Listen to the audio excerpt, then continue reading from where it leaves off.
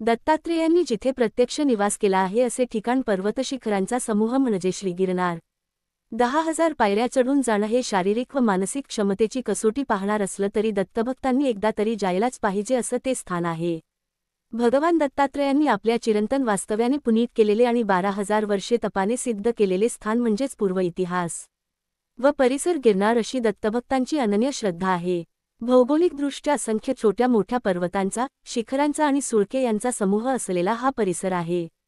शिवपुराणात गिरनारचा उल्लेख रेवताचल पर्वत म्हणून करण्यात आला आहे. स्कंद पुराणात रैवत, रेवताचल, कुमुद, उज्जयंत अशी गिरनारची नावे आढळतात.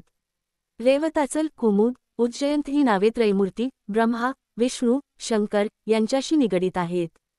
श्रीरामाचे तसेच पांडवांचे वास्तव्य या पर्वतावर झाल्याचे दाखले पुराणांत मिळतात.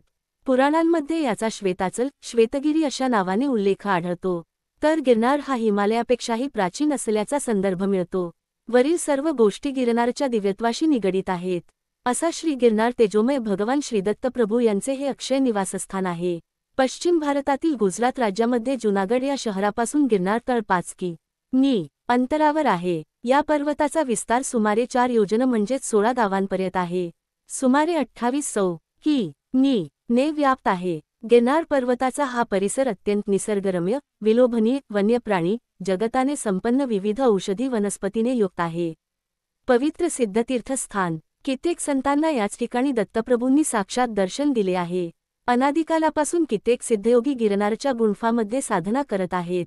बाबा किनाराम अघोरी, श्रीवासुदेवानंद सरस्वती टेंबेस्वामी महाराज, रघुनाथ निरंजन, नारायण महाराज यांसारख्या संतांना इथे दत्त महाराजांच्या प्रत्यक्ष दर्शनाचा लाभ झाला आहे. ही भूमी योगी सिद्ध महात्मे यांनी संपन्न आहे. म्हणूनच आजही अनेक जण गिरनार पर्वतावर त्यांच्या स्थानावर तपश्चर्येला बसलेले आढळून येतात. गिरनार पर्वताच्या पायथ्याला म्हणजेच तलेठीला भवनाथ मंदिर, भगवान महादेव मंदिर, मृगीकुंड, लंबे हनुमान मंदिर अशी प्राचीन प्रेक्षणीय स्थळे आहेत. महाशिवरात्रीला येथे 5 दिवसांची जत्रा भरते. तेथे मृगीकुंड आहे. शिवरात्रीच्या मेळ्याला या कुंडाजवळ भगवान महादेव मंदिरच्या दर्शनाला 10 ते 12 लाख लोक जमा होतात. मृगीकुंडातील सिद्धांचे स्नान हे यातील प्रमुख आकर्षण असते. अशी एक आख्यायिका आहे की स्वयंशिव या कुंडात स्नानासाठी येतात. मृगीकुंडामध्ये हे नागा साधू स्नानाला जेव्हा उतरतात त्या साधूंमध्ये असा एक साधू असतो की जो मृगीकुंडात डुबकी मारल्यावर बाहेर येत नाही. अंतर्धान पावतो तोच स्वयंशिव असतो. आजूबाजूच्या परिसरामध्ये जुना आखाडा, निरंजन आखाडा, आव्हान आखाडा, अग्नी आखाडा असे अनेक आखाडे आहेत. त्यापैकी श्री शेरनाथ बापू संचलित गुरु त्रिलोकनाथ बापूंचा एक आश्रम बघण्यासारखा आहे. अतिशय सात्विक आणि आपल्या तपोबलाने तेजस्वी अशा श्री शेरनाथ बापूंचे दर्शन सर्व भाविकांनी घेण्यासारखे आहे. आश्रमामध्ये गेली अनेक वर्षे अव्याहतपणे अन्नदान चालू आहे. गुरु शिष्यनाथ परंपरा येथे अजूनही जपली जाते.